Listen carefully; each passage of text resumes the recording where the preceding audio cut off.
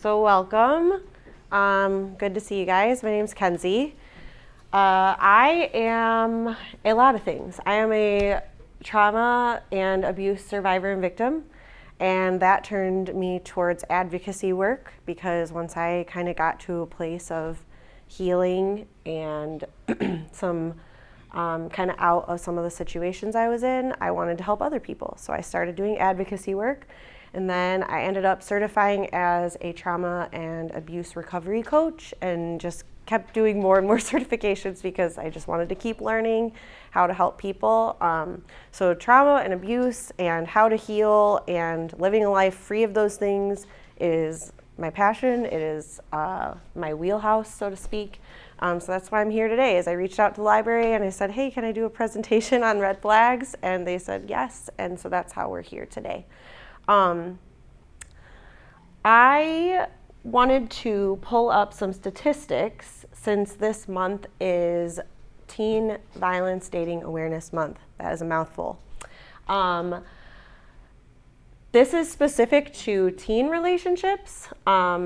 There are similar statistics for adult relationships, but since we are in this month, this is what I wanted to bring up for you. So 1 in 3 teens in the U.S. will experience physical, sexual, or emotional abuse by someone they are in a relationship with before they become adults. And then in the United States, up to 19% of teens experience sexual or physical dating violence.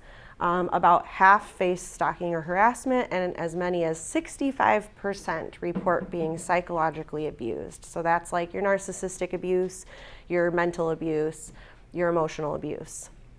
I feel like these statistics are really important and personal to me because my journey as a victim started when I was a teen. I met my ex when I was in high school. We ended up getting married and we were together for over a decade. We started creating a family together. And I think it was like 10 years after we got married that I finally decided to leave. But by that time I had experienced quite a bit of abuse, and that had started back in my teen years when we first met. So a lot of this is preventable when we know what to look for. If we know what the red flags are, we know how to say, that's not cool, that's not good, I'm out of here. I didn't know that. So someone hits you and you can pretty much guarantee people are gonna say that's not okay, right? But what happens when it's more hidden, more passive, more covert? There's these coercive control dynamics involved where there's no bruises, there's no broken bones, there's not even a hole in the wall. Maybe they didn't even raise their voice, but they give you a specific look, or they poke you just in the right way that they know how to do to get you to explode and look like the person who is in the wrong. What about then? Do we know what red flags to look for in those circumstances to avoid these toxic and unsafe relationships? So that is kind of where this presentation is geared, is that most of us know what to look for when it's obvious, but we don't always know what to look for when it's more hidden and passive. So that's kind of where my focus will go throughout this presentation because that's the stuff that people are missing. Okay, so what is abuse? Abuse is a pattern of behavior, that part is really important and I'll explain why in a second, that harms or mistreats another person in order to avoid responsibility, establish power, and or remain in control. So those are some of the reasons why people may act abusive, but the point is that it's a pattern of behavior that harms another person. And why the pattern of behavior is important is because every single person in the entire world has acted abusive once or twice in their life, probably more than twice. We've all lied at some point, we've all been manipulative or selfish at some point, right? We're human, that's part of being a human on this planet. But we are not all abusive. Being abusive is a pattern of this behavior. So this is like patterns or habits that keep coming up. It's almost like it's a part of their personality rather than a mistake. So that's important to note. Abuse comes in many forms. So there's physical, spiritual, psychological, post-separation or post-breakup, legal, financial, technological, like cyberstalking, emotional, sexual, and more. I mean, we could categorize all these behaviors in probably millions of categories, but it's all abuse. It doesn't matter where it lands in that which category it lands in, it's all abuse. If it's a pattern of behavior that harms or mistreats another person, it's abuse. Another thing to know about abuse is that there is a spectrum of behaviors, a couple of them. So the first one we're going to go over is that you can have abusive behaviors that are more covert, which is like hidden, passive, less obvious, usually unseen, or doesn't like leave tangible evidence. So you can't really prove it.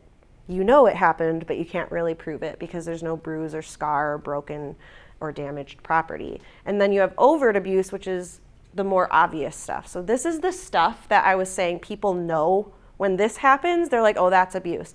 This is the stuff that you see on TV. This is the stuff that you see in movies when you hear, like, watch a show or something and there's like this big domestic violence case or there's this big abuse incident. Like, this is the stuff that is put out there, but the other stuff is what's being missed.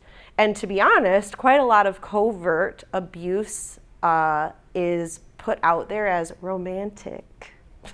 And we'll see that in a second.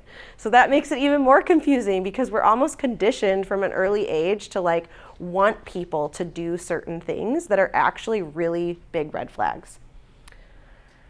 Another spectrum that abusive behavior runs on is passive to active. And this is really important to understand because a lot of people, when they start to learn about abuse and start to kind of put things together and realize like, oh my gosh, my friend or my boyfriend or my girlfriend or whoever is, I think, being abusive to me. Almost instantly you get the questions of like, but are they doing it intentional? Did they plan it out? Do they mean to do it? Do they know that they're being abusive? And those questions are valid in the sense that it's an important thing to explore for the victim or survivor's healing journey. However, no matter what the answer to that was, it's still abuse. So passive behavior is like the person is reacting out of their own stuff, or they don't consciously think it through. They don't pre-plan it. Like, it kind of just happens, right? They get mad and boom, they do or say something abusive.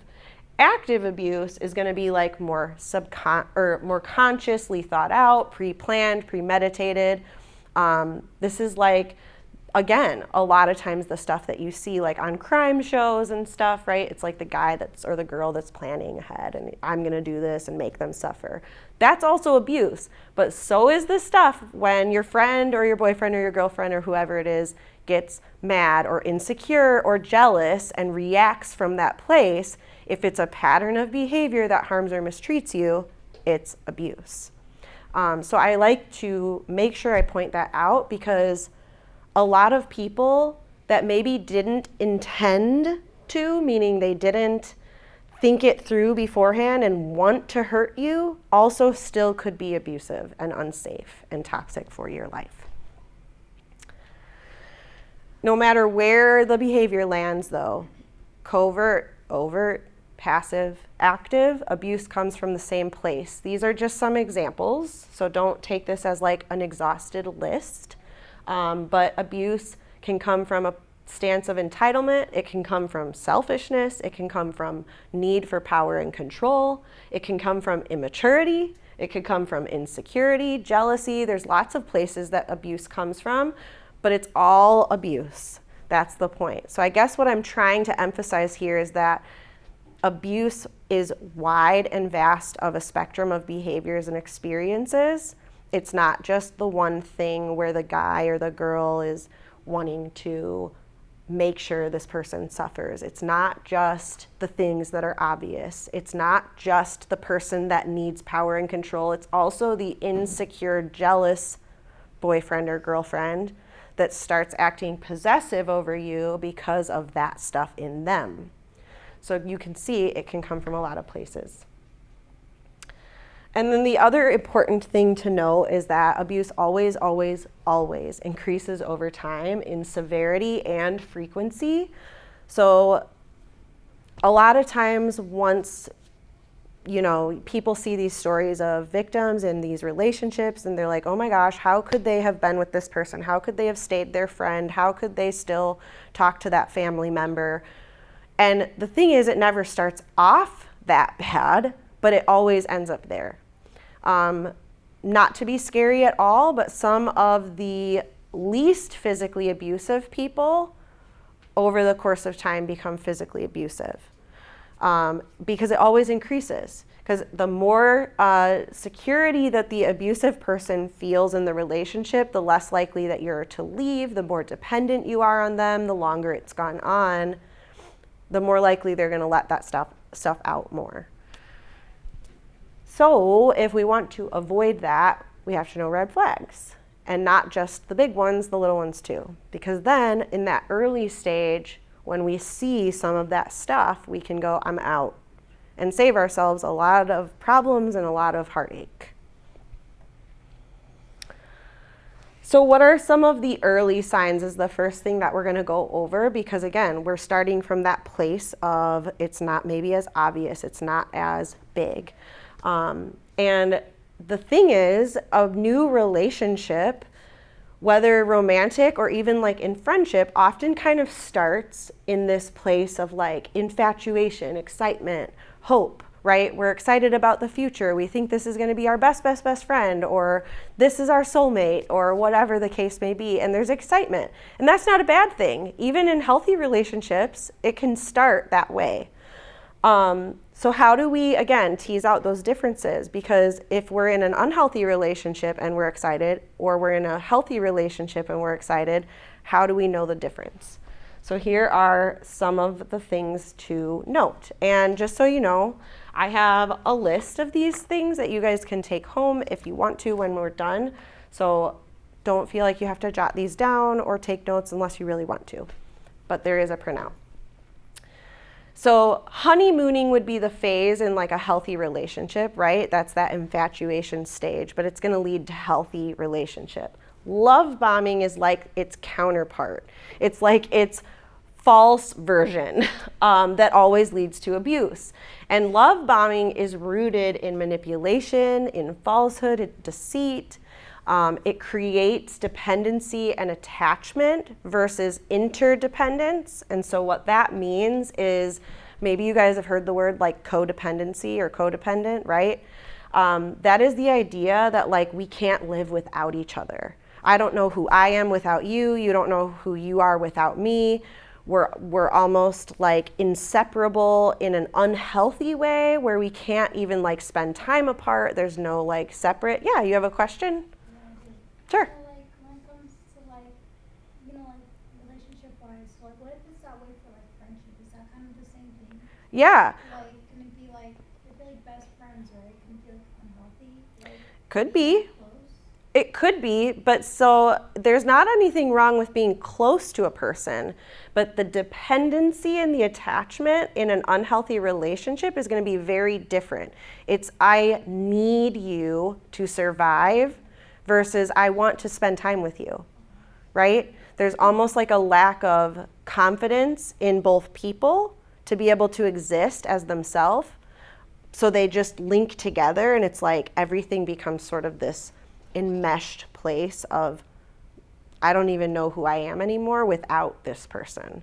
There's sort of like a desperation for the relationship to never end or to not be apart. So that's where you kind of get those unhealthy dynamics. And it absolutely can exist in friendships. So abuse isn't just with romantic relationships. Abuse can happen in friendships. It can happen at work.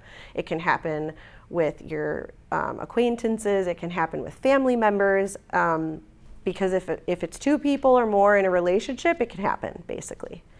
Yeah. So, like, now what if, like, you're, I guess, like, in a relationship or a friendship or whatever, like, what if you're trying to, like, say, like, you don't want to hurt their feelings, but you don't want to, like, push them away, but you want your space, but then they're not willing to give you that. Mm-hmm. Like, oh, well, I need you, but then you're like, well, I don't, like, feel the same way, you know? Yeah. So, like, is that... It's a red flag, yeah. Red flag. Totally, because you're saying I want a boundary.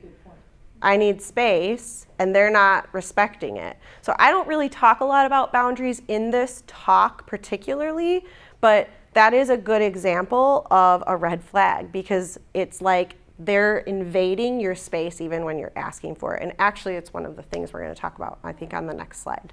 Did you have any more questions? No? Thanks for asking, though. I actually enjoy that a lot, so thank you. Okay, so that dependency and that attachment, right, versus interdependence is like, I can count on you, but I'm also an individual that has self-worth, self-value, confidence on my own as well. Love bombing is going to be very self-focused and unequal, so the abuser is very much about themselves, what they want, what they feel. There isn't this mutuality, there isn't equality. And then the biggest thing, this is probably like, if you're going to remember one big red flag, it's how it makes you feel. We are so disconnected from ourselves, like humans in this society. We disconnect. We doubt our inner gut feeling, our intuition. And that is like one of the biggest tools you can have to decide if someone is safe or not safe. So what does this person, this situation, this relationship make you feel? Does it make you feel peaceful, at ease, safe, or does it make you feel shame, guilt, anxiety, fear, confusion, exhaustion, or frustration? Chronically, right? Relationships have up and downs. There might be a day where we're frustrated at our friend. That's okay.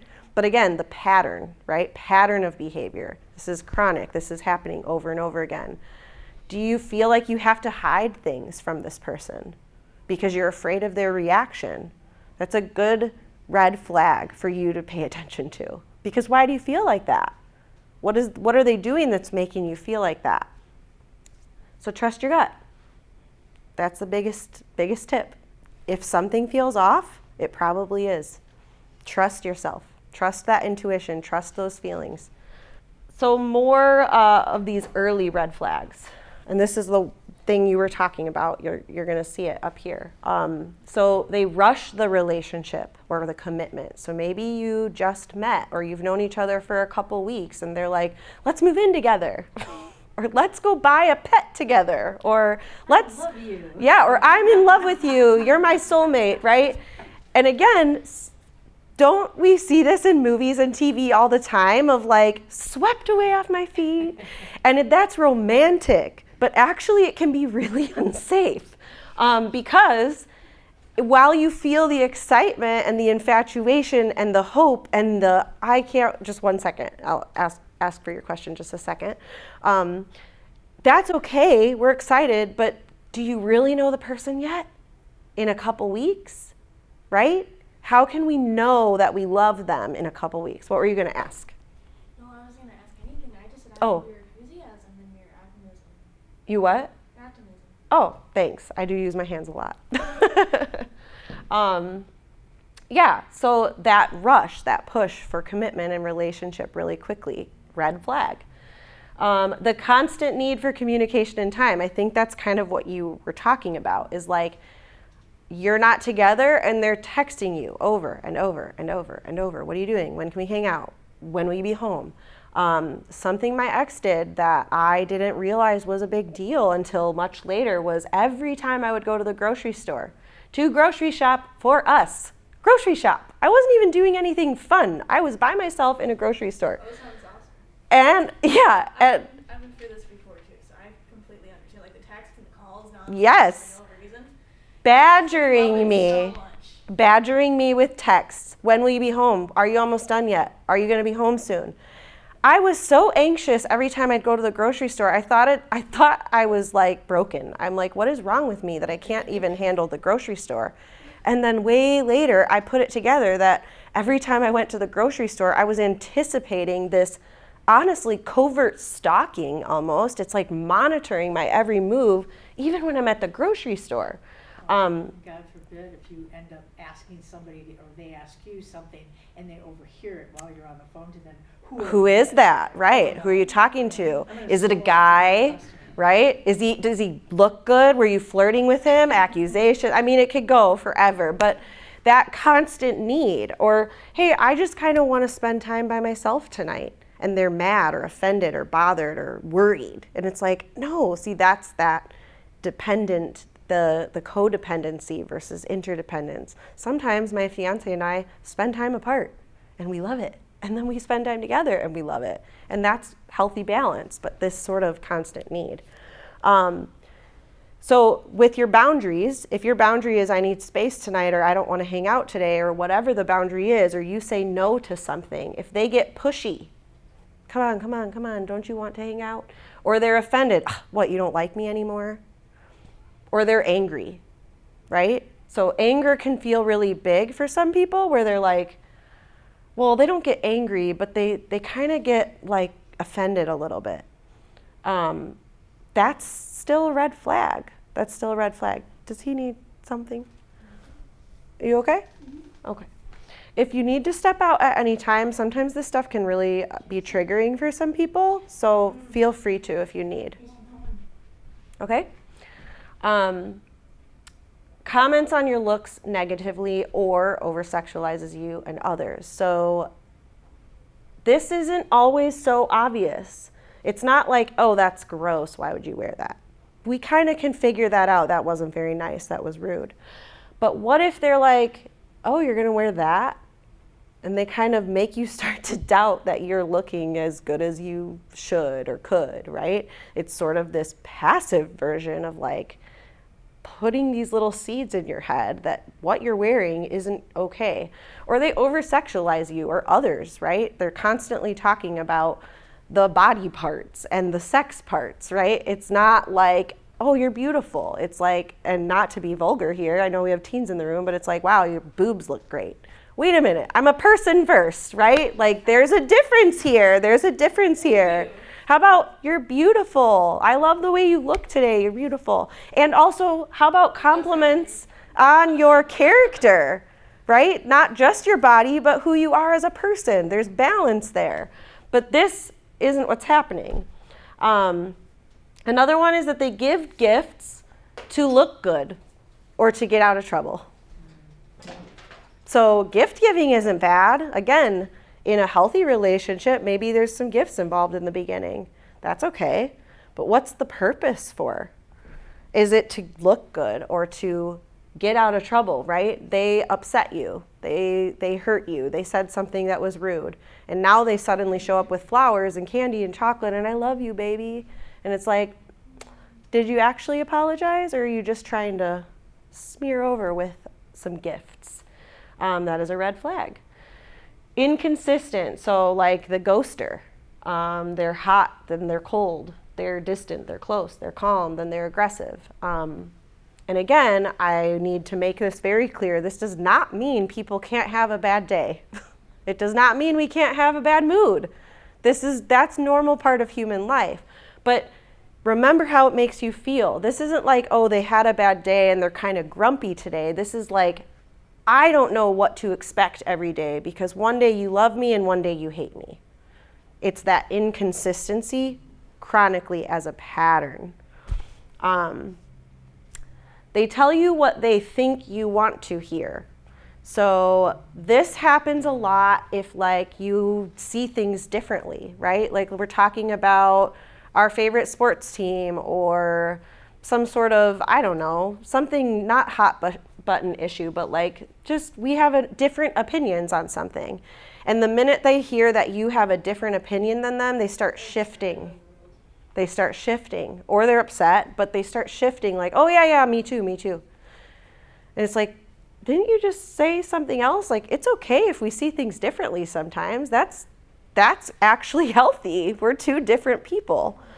But they shift. Or you notice in different groups of friends or around different people, they act differently and they're shifting.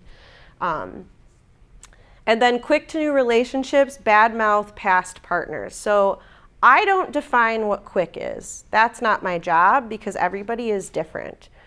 But if you notice a pattern of like this person has gone from person to person to person to person every month or every whatever, and it's sort of, again, this pattern, that might be a red flag, especially if they badmouth the person. Mm-hmm. Now, this is really important because there is a big difference between, for example, me sharing that my ex did this in the past and me bad-mouthing him. And here's the difference. One is a person is sharing about the harm they experienced or the things they experienced with someone. Another one is degrading the person. That's the difference. You can be truthful about things you've experienced in the past without degrading the person. They did these things and it hurt and it wasn't okay, versus they are trash. You see the difference? So bad mouthing is like they're trash talking about the actual person, not just what they did. So basically, like they're like basically talking about like the actions that they did, but it's bad if like they're like talking about like I guess who they are. Like, Yes. Like in a way like that's not like explaining. Yes. Like, okay. Yep. But what they did versus who they are. Exactly. Okay, so we're going to do an example from the notebook, which I realized when I put this together and I was like, this is for teen dating violence. I was like, this is really going to date me now. Like, I'm not really that young anymore. I am, but I'm not. I'm in this really weird middle place. I am like 35. That's like almost exactly how old I am. Yes. So it's like, no, you're good. You're good. So the notebook for me when I was a teen was like a big deal, which I understand that maybe some of you don't even know what that movie is, or you've seen it, but you don't know. Romantic, like Netflix. Like, Yes. Yeah. about it. Isn't it like the movie where like the teacher? The teacher? Nope. That was a different one. No, it's a girl and a dude. Yes, I think so. You're right. Yep. It's always a girl in the dude with Yeah. So there's a benefit to this, though. For those of you that do know the movie, you're going to go, oh my gosh, it so is in the media. And for those that don't, it's a fresh example for you to not know anything about, and you can look for the red flags anyways. But in this movie, I mean, at the time, this movie was like the big deal. Like, this was the most romantic story ever. And now looking back, if I'm honest with you, it was pretty much one of the most toxic things I've ever seen. So we're gonna watch an example from YouTube of the movie, really short clip. This is like one of the first times that Allie and Noah meet. So just keep that in mind. They aren't like super good friends. They don't really know each other. And he wants to ask her out. And so that's what we're gonna watch. And afterwards, if you want to share what you saw, you can. Just raise your hand and I'll go ahead and like call out. If not, I'll be going over it anyways, so no pressure. But that's what we're gonna do, is look for those red flags of abuse. You want to dance with me? No, Why not? because I don't want to. No. She's with us. Hey, Alec, you want to ride the Ferris wheel? I'd love to. All right.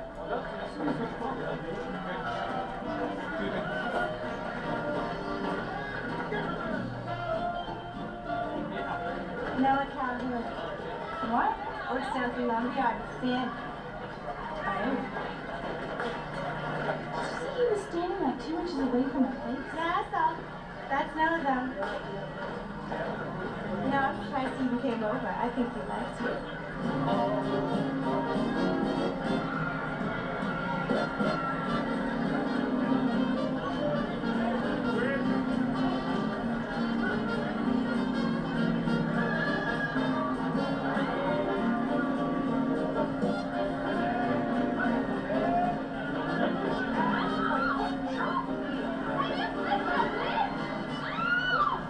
Hey! What are you doing? You can't do that! I'll tell you when I get down, Tommy.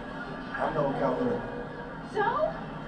So it's really nice to meet you. Who is this guy? I don't know. Noah Calhoun. I would really like to take you out. Friend, do you mind? You can't sit more than 2 people in a chair, Noah! Okay, Tommy, all right.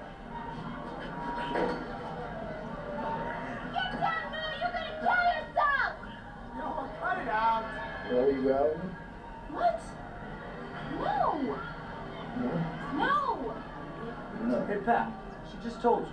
Why not? I don't know, because I don't want to. Ella! Alright, well, you leave me no other choice then.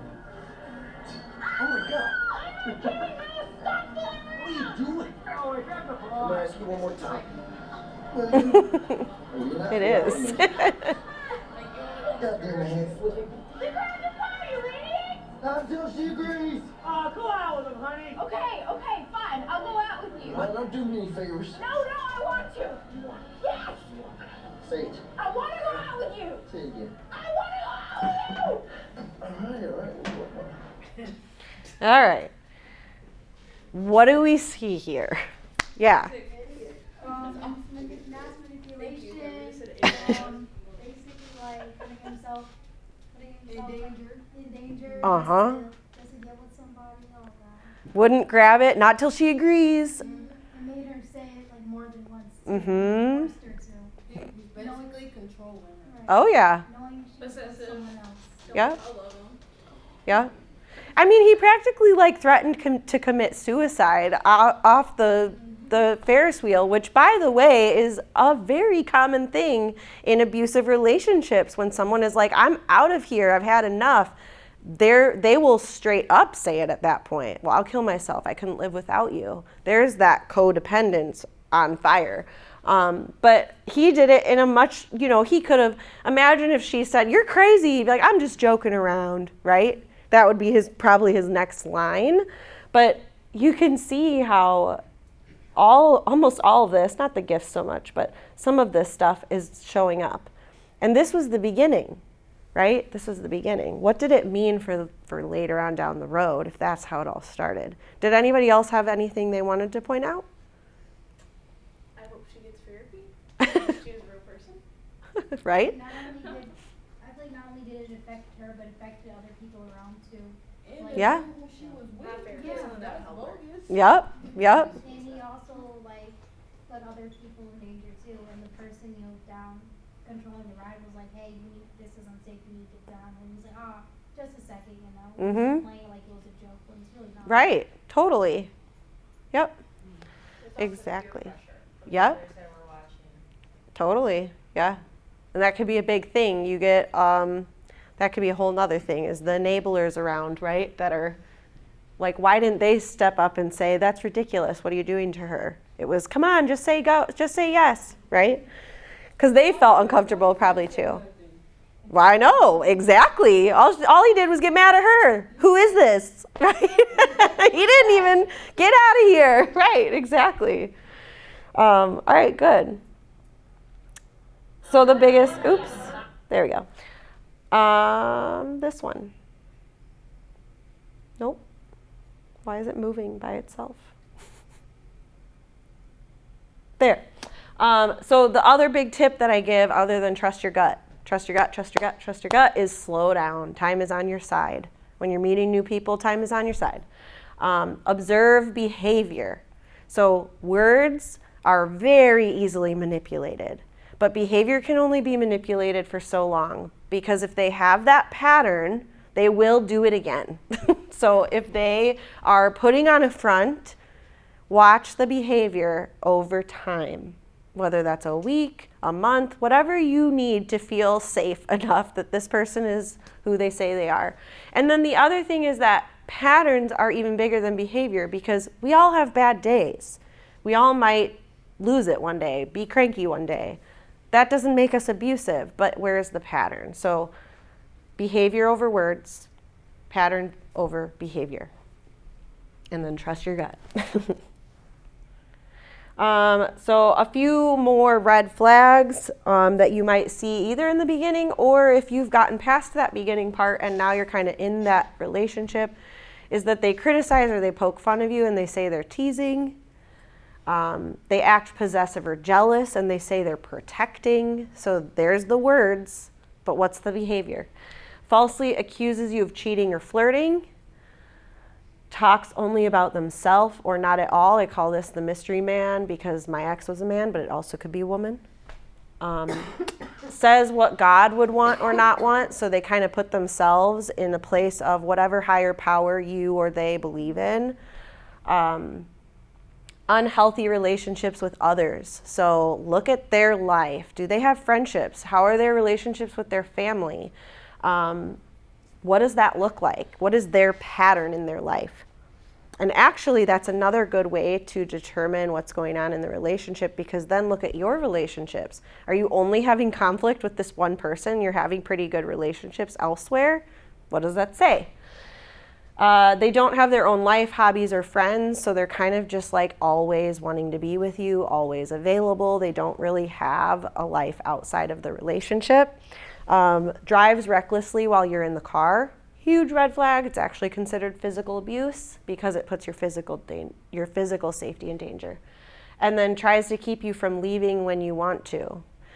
So blocks the door, grabs the keys, I don't know, just tries to block you from leaving. Go ahead. I also feel like for the trying to keep them leaving, like kind of like begging and stuff like that. Yes. Or like trying to take something away, or like trying Yep. to do something. I feel like that's one. Yep. That, like, I see a lot too. Like, oh well, if you don't stay, then I'm just gonna, or like I'm just. Threats. Yep. Makes threats. Yep. Absolutely. Absolutely. And then the other red flags is all about you, what you're feeling. So remember, that is your biggest tool in your toolbox, is how it makes you feel. So if you start to feel like there's a lack of presence or connection, you feel like you're going crazy, that is probably one of the biggest red flags that I hear. When I work with victims and survivors, I feel like I'm going crazy. Like they literally feel crazy, and it's like, it's probably not you. You feel like you have to lie about your partner or your relationship. You start to feel bad about yourself, or you feel worse about yourself. And then again, we talked about this earlier. You feel shame, guilt, anxiety, fear, confusion, exhaustion, frustration. Those are big ones. I used to say all the time, because my ex and I, we actually went to therapy together for almost 3 years before I finally decided to call it quits. And the biggest thing that I felt around him and our relationship was exhausted. It was just so exhausting. It was like, everything is so hard. Trust your gut. If something feels off, it probably is. So the last part of this talk is, if we get kind of past that love bombing phase, this is what happens with abusive relationships, is the abuse cycle. Personally, I call it the merry-go-round of death, but that's just me, because that's what it feels like when you're on this cycle. But you've got the love bombing, so that's where it starts. And then there's usually like a dormant period, a waiting period, where it's like things are neutral. Maybe you're even making some good memories. So in abuse, it's not always abuse. There are good moments, which makes it even more tricky, even more confusing. And then boom, abuse happens, an incident happens, a fight happens, a disagreement happens. And then at this point, the cycle starts over. So the victim and survivor is usually like, I don't know if I want to keep doing this, I might want to get out of here. And the abuser offender is like, time to go back to this phase and pretend to be Prince Charming or whoever, and give the gifts and the compliments and the false romance and all the things to confuse the person. And when that happens, it's like, I think this is the real them. They just had a bad day, or they just have trauma or addiction or whatever the excuse is, which that might be true, but again, remember, passive, active, still abuse. But we think that's them, and so we try again, and we try again, and we try again, and we're thinking eventually they're gonna just stay in this area because that's the real them. But what do we trust? Not just behavior, but the patterns. If we are doing this, this is that inconsistency, constantly going up and down, back and forth, then that's the real them, the full picture. It's not just that or just that, it's the full picture, but it's still abuse. So if we find ourselves here, the other major area that you're going to notice or want to notice for red flags is during apologies, because there are some very specific red flags with apologies that tell you that this is not safe, that this is actually a false apology and not a real apology. So this is a big area. It's like, we're in the relationship, we've had some conflict. How does this conflict go? So false apologies are pressured by you or someone else. So that could be a counselor, a therapist, a social worker, a policeman, a judge, a parent, a friend, or yourself has sort of pushed this person to be like, come on, man, come on, whatever, like you gotta apologize, you gotta do it. That is not a true apology because it's not coming from their own desire. If they don't want to apologize, they don't want to apologize. They might say the words if they're pressured to, but it's not a real apology.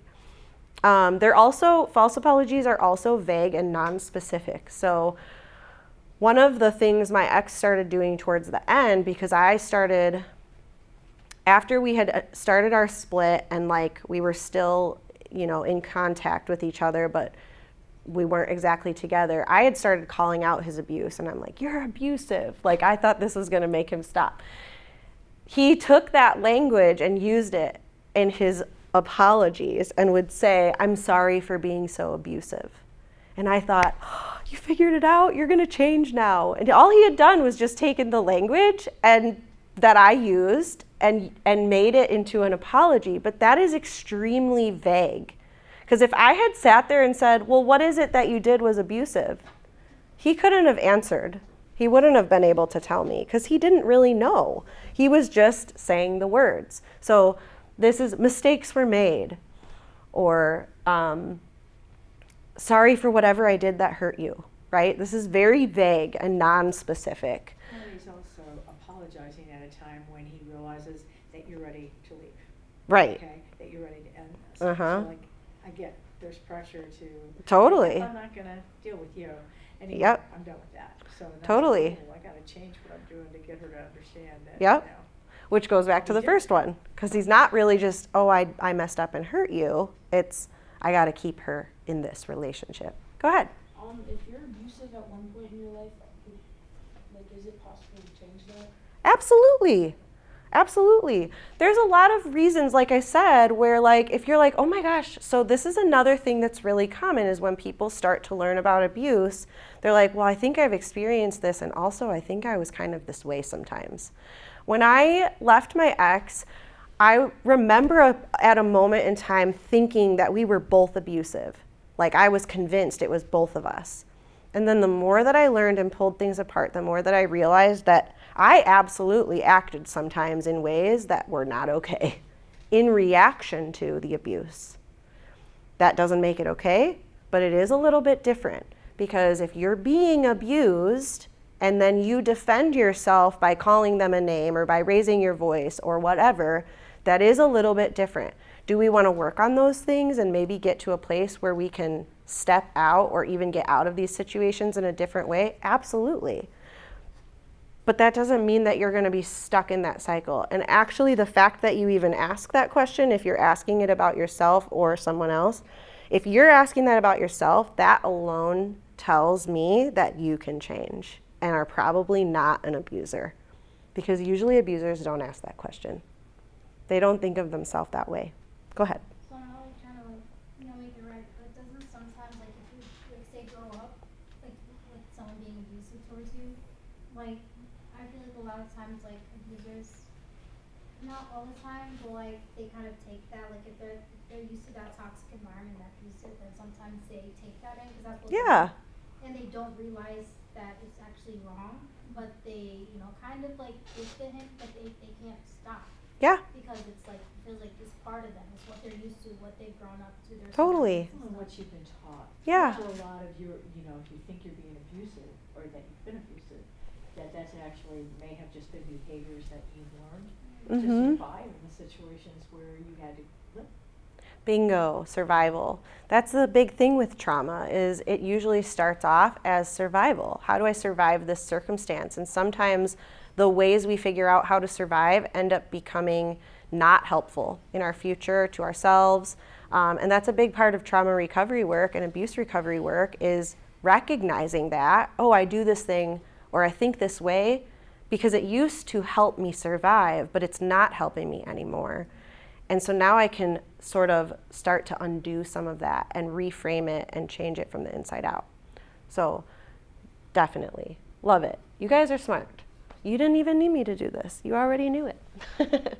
Okay, other false apologies. So they focus on their feelings. This is what I call the pity party. This was one of my ex's favorites. He would say, I'm such a screw up, I'll never be better. And it was like, then I all of a sudden was somehow comforting him when he had done something that hurt me because he was now upset. And that's a pity party. Like, that's not an apology. There might be both. Maybe he is sorry, but that wasn't the apology. That was a pity party. Dismiss or minimize your feelings. This is what's called gaslighting. So you overreacted or you're too sensitive instead of owning what they did. Minimizing or justifying or denying what they did, also a form of gaslighting. So this can be, again, remember overt and covert. This can be very obvious. I didn't do that, right? That's a very obvious form of denial. But what if they said, well, I remember it differently? It's a little less obvious of a denial, but they're still planting those seeds of doubt in your perception.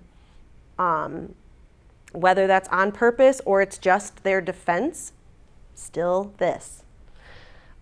Change the subject. So one of my favorite terms is word salad. It's like we're tossing the salad like this in the conversation, or circular conversations. There's never an end goal or target. The target keeps moving.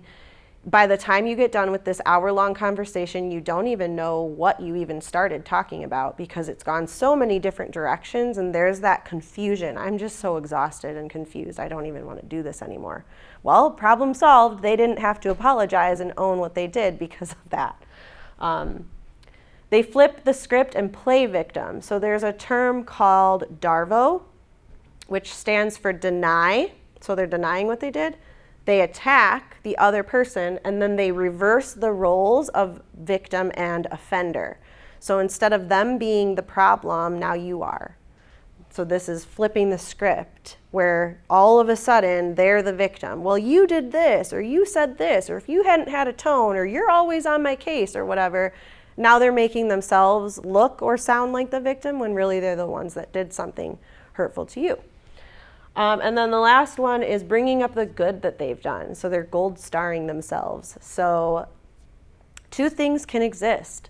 We can make mistakes and also have done really great things. And neither of those cancel each other out. Mistakes don't make us a bad person and cancel out the good we've done.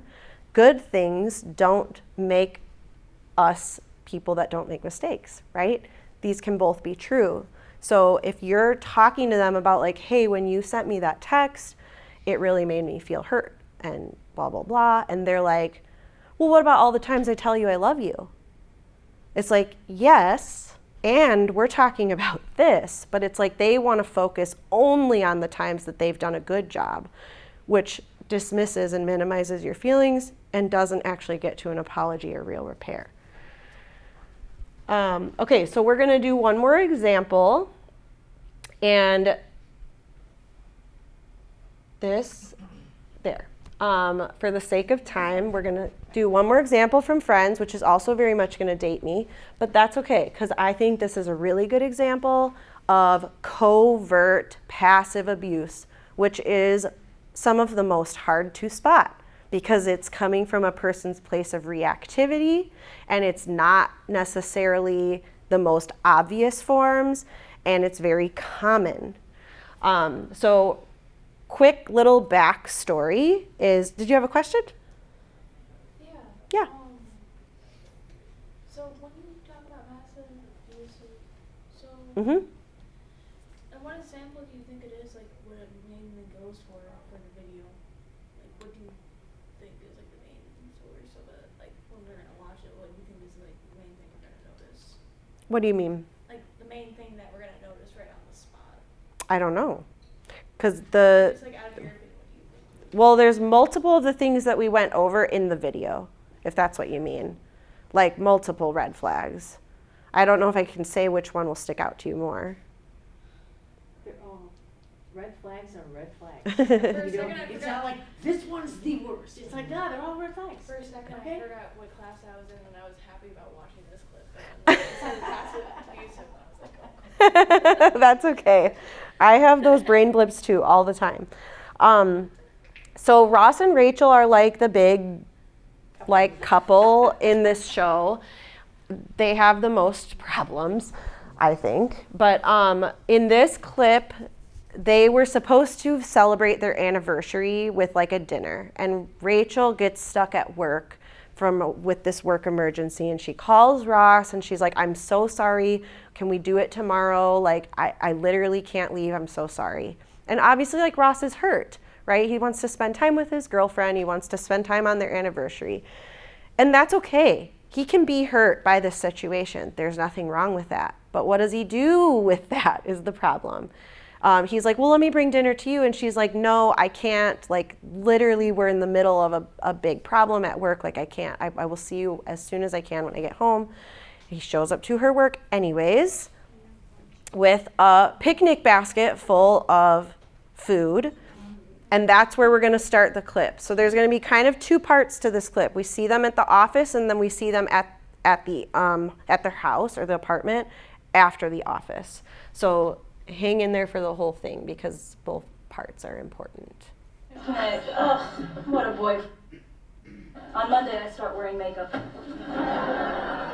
honey, this is very nice, but I've got a crisis. Yeah, but I've got couscous. Honey, can you do for me? I'm sorry. I know it's our anniversary, but I told you on the phone I don't have time to stop. Okay, you don't have to stop. I'm invisible. I'm not here. Yeah, but I don't. Who approved that order? Well, there is no Mark Robinson in this office.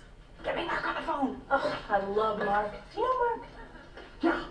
Well, let me just check that with what I've got here. All right, see, 038 is not the number for this floor. 038 is your plan.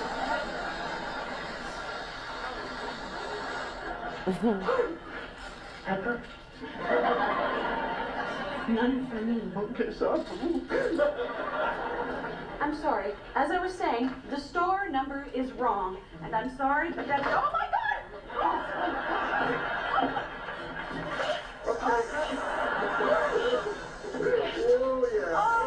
Excuse me, I'm sorry. I'm going to have to call you back. I've got Shemp in my office.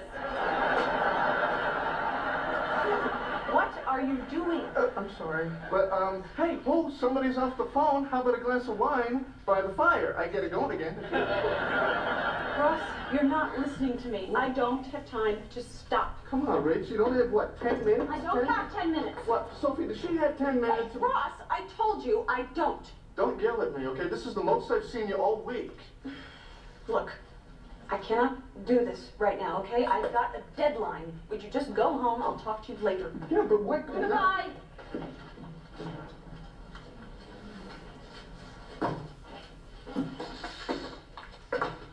Actually, that's our 3-hole punch.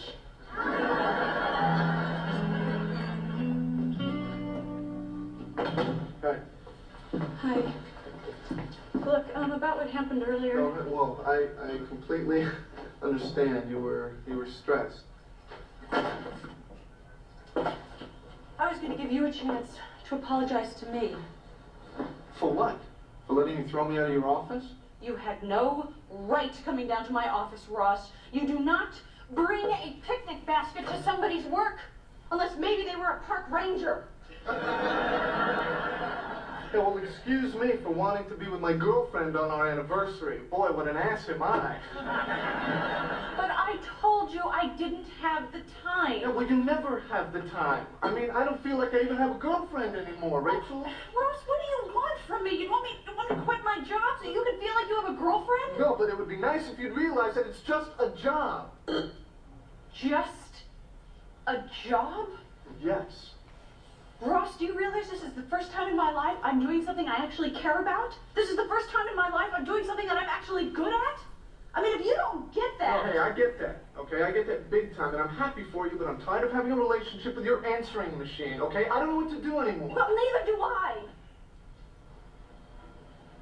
Is this about Mark?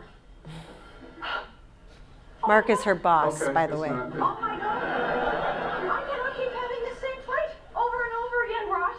No, you're making this too hard. Oh, I'm making this too hard. Okay, what do you want me to do? I don't know. Look, maybe we should just take a break. A Okay, fine. You're right. Let's take a break. Let's cool off, okay? Let's get some frozen yogurt or something. No. A break from us.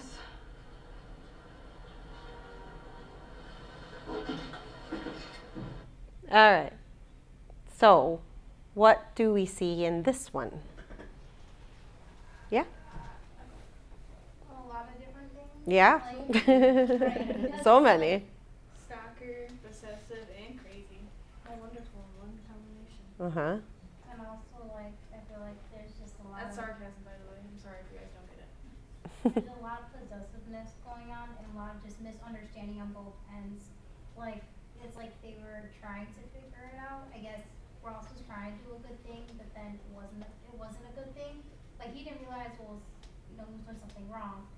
But then Rachel was like, trying to explain herself and everything. And then obviously at the end he was like, is this about Mark? He like totally pushed away her feelings about her job and made it about someone else. Mhm. To try to avoid it. Mhm. Trying to think it's not his fault. Oh, Yeah. it's not my fault, it must be Mark's. The pity party. The pity party, yep. Yep. Yeah. Initially, it all started because Ross didn't listen to her when In the she first told him. place. She said, don't that come she here. didn't have time. He didn't Right. show her the respect of her job. Yep. If he was working, which you guys may not know, he's a college professor in the show, okay?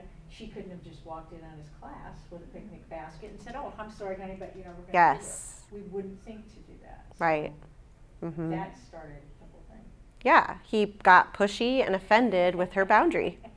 She said, don't bring this to work.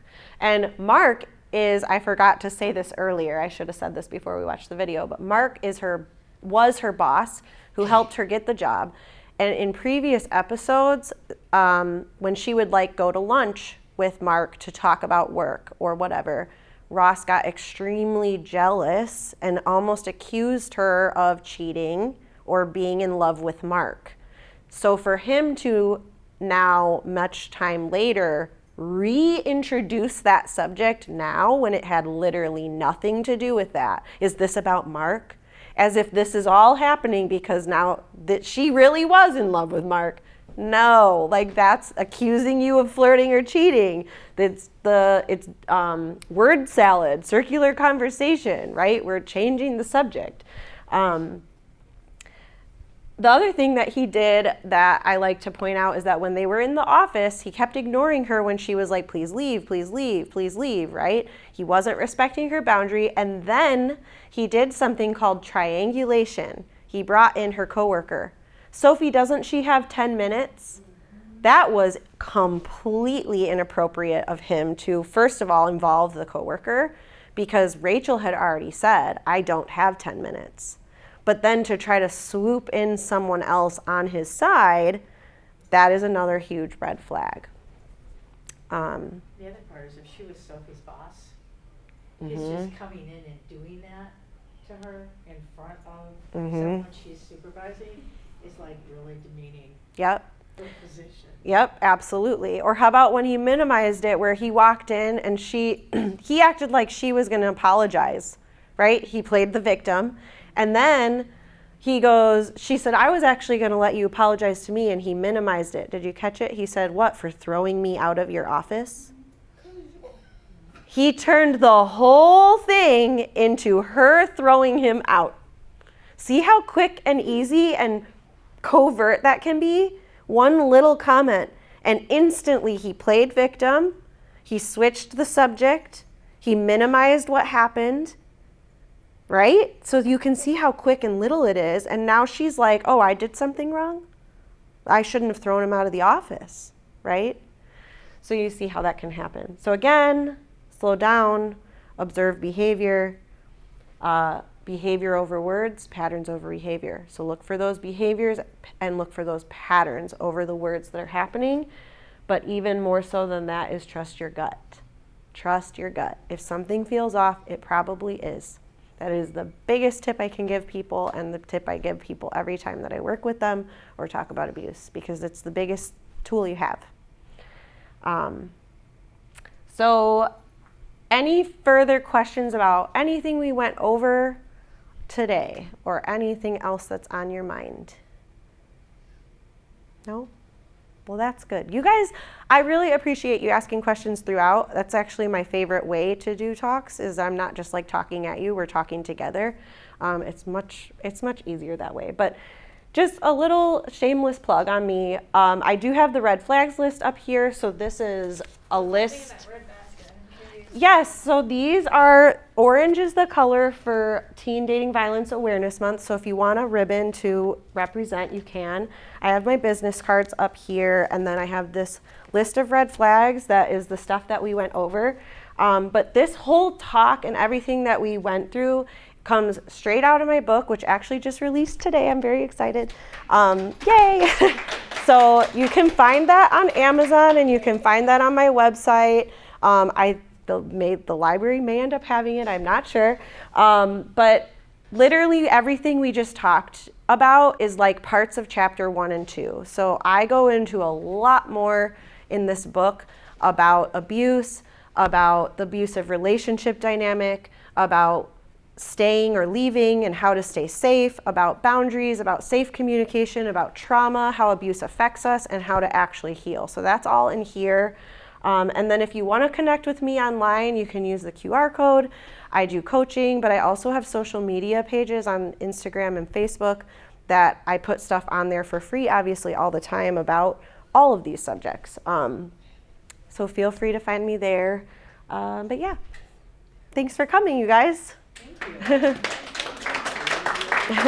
you.